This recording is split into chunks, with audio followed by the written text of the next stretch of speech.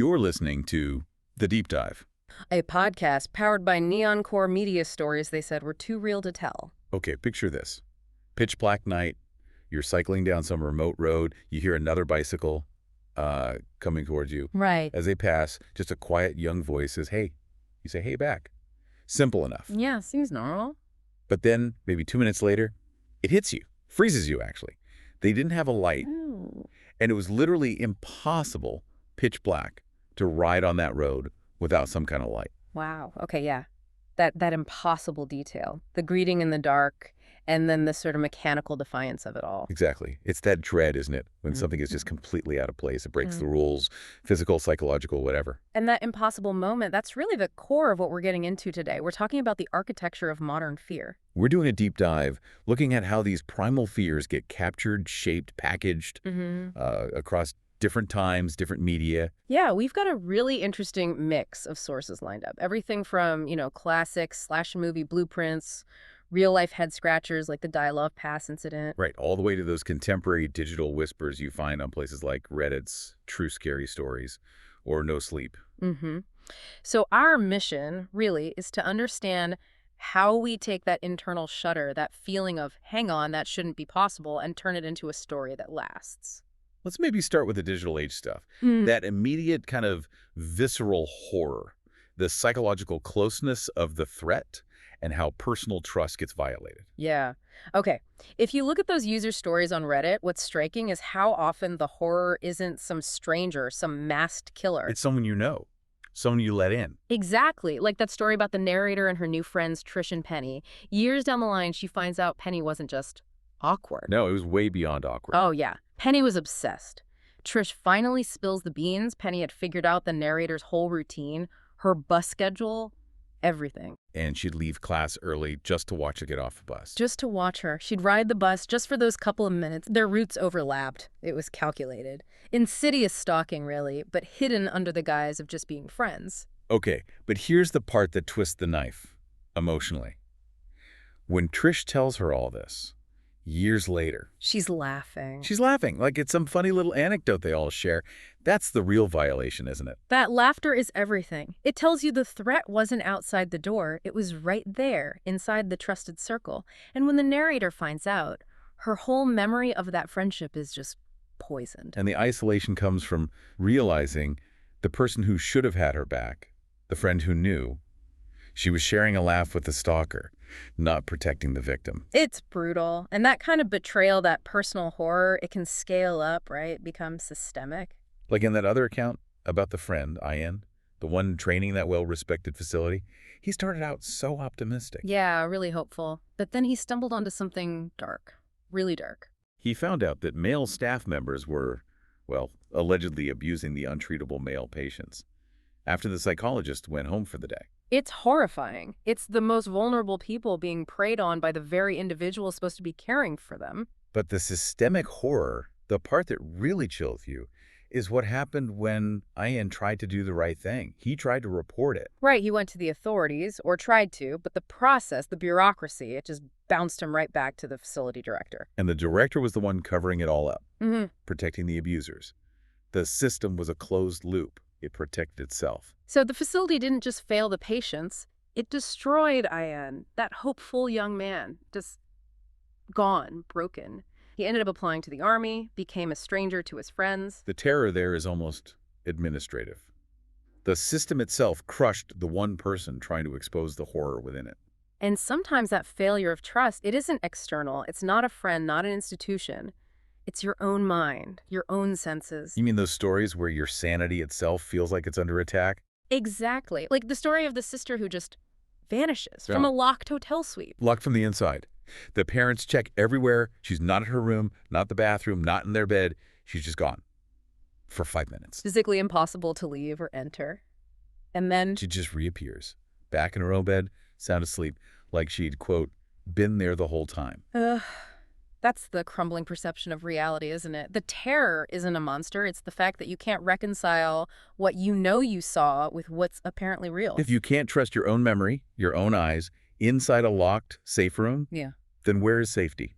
anywhere. That's it. That's that primal dread right there, deep inside. Okay, so if those stories map out the internal fears, let's shift to the external. Real-world events that are just so strange, so defiant. They become folklore.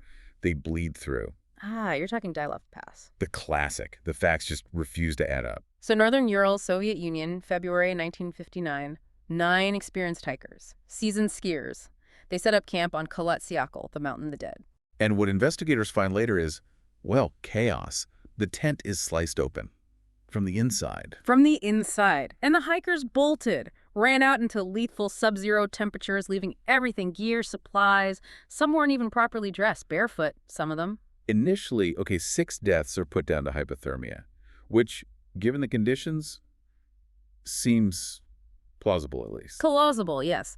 But then there are the other 3, found months later buried under snow. And their injuries, they defy any simple environmental cause. Absolutely. 3 of them, Thibaut Brignol, Dubinina, Zolotaryov, had these catastrophic internal injuries. We're talking massive skull damage, major chest fractures. And the forensic expert at the time, Boris Vozrozhdeny, he specifically noted the force required would be immense, comparable to that of a car crash, he said. A car crash level force, way out there, miles from any road, with no sign of impact, no external trauma. That's the kicker, right? That's the detail that sends it spinning. No external wounds linked to those horrific internal fractures. It's like they were subjected to some enormous pressure, squeezed almost. So what compelling natural force, as the official report put it, causes that? Severe internal damage with no broken skin. It doesn't compute. It really doesn't. Was it some kind of pressure wave, a localized blast, something else entirely? The lack of any external struggle signs, given how severe the trauma was? Yeah. It's the biggest contradiction. And that 1959 investigation wraps up pretty quick, just blaming this vague, compelling natural force. It feels convenient, like they wanted it closed. Deliberately vague, perhaps, to make people focus on the cold, the hypothermia, not the impossible injuries. It raises questions like, what, if anything, were they trying to hide? And you have those other weird details swirling around it. Reports from another hiking group, like 50 kilometers away. Right, seeing strange orange spheres in the sky that same night, and apparently similar things were seen in the area for weeks. So even when the Russians reopened the case in 2019, they really focused only on natural causes, an avalanche, maybe a specific type called a slab avalanche. They downplayed anything else. But for the public, for us looking back, the sheer weirdness holds. The internal trauma, reports of missing eyes and a tongue in some accounts, the lights. Dyatlov Pass just stays there, this chilling example of reality resisting easy answers. Okay, so if Dyatlov is fear-defying all the rules, then maybe mass-market horror is the opposite. Fear that's highly structured, packaged for us. Yeah, there's definitely an evolution you can track. Classic horror often work through implication, atmosphere, building psychological tension. Like Edgar Allan Poe. Yeah. You read The Telltale Heart, you're trapped in the narrator's paranoia, his hearing is acute, the horror is internal, the fear that your own mind is the monster. Exactly, but then you move into the 20th century and things change. That restraint starts to, well, evaporate. Horror becomes more explicit, more visceral. Yeah, much more confrontational. Dealing openly with graphic violence, the breakdown of social norms, think Stephen King, Clive Barker. It moves past suggestion into, showing you the monster, the chaos, maybe reflecting a society dealing with more visible upheaval. And now, in the digital age, those narratives get even faster, more compressed, instantly shareable. Which brings us to creepypasta. Our modern campfire stories, basically. Short-form horror, perfectly suited for the internet's anonymity and speed. And they tap into contemporary anxieties, like the Russian sleep experiment, its experimental gas turning prisoners into these awful, violent, sleepless creatures. It plays on fears of government experiments, dehumanization. For Jeff the Killer, the image is iconic now, right? The teenager who carves that smile onto his face, kills his family, whispering, "Go to sleep."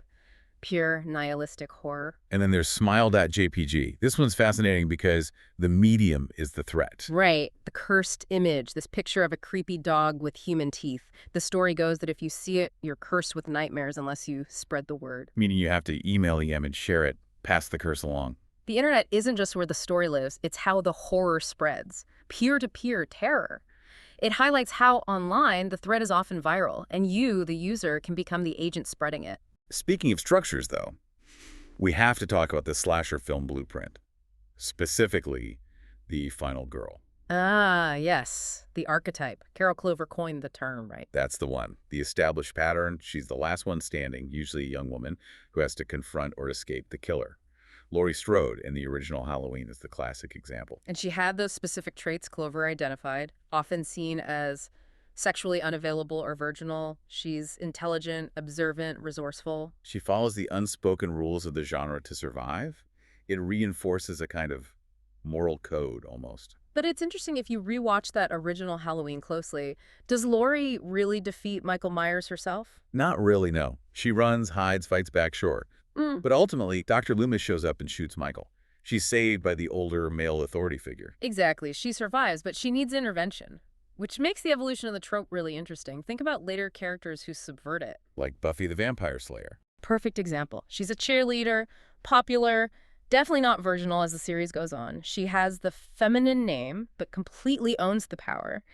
She gets to have sex with boys and still kill the monster, as the academics put it. She doesn't wait to be saved. She is the savior. It reflects a shift, maybe.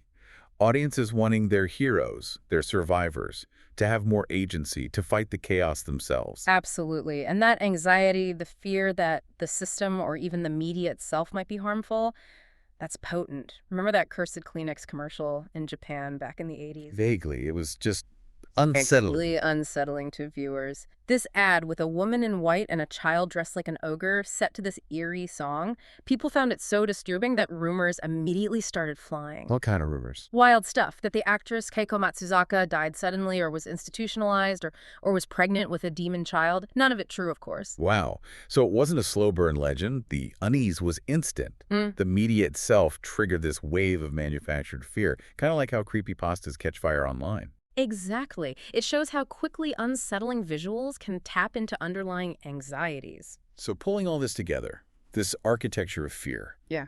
it really seems to map the edges of our control, doesn't it? I think so. The threat can be overwhelming and physical, like whatever happened at Dyatlov Pass. Impossible forces. Or it can be deeply psychological, intimate, like finding out a friend laughed about your stalking experience, that betrayal. Or it can be purely digital, viral. An image like smile.jpg that spreads because we spread it. We tell these stories, maybe, to try and draw lines around the chaos, to understand the boundaries. Trying to learn the rules of survival, maybe? But here's the thought I want to leave you with. If classic horror gave us the final girl, the survivor, who often made it by following rules, by being good, maybe waiting for help, what does that mean for us now? What happens when the things we fear most, the deepest secrets, the scariest realities, are the ones that break all the rules we thought we knew?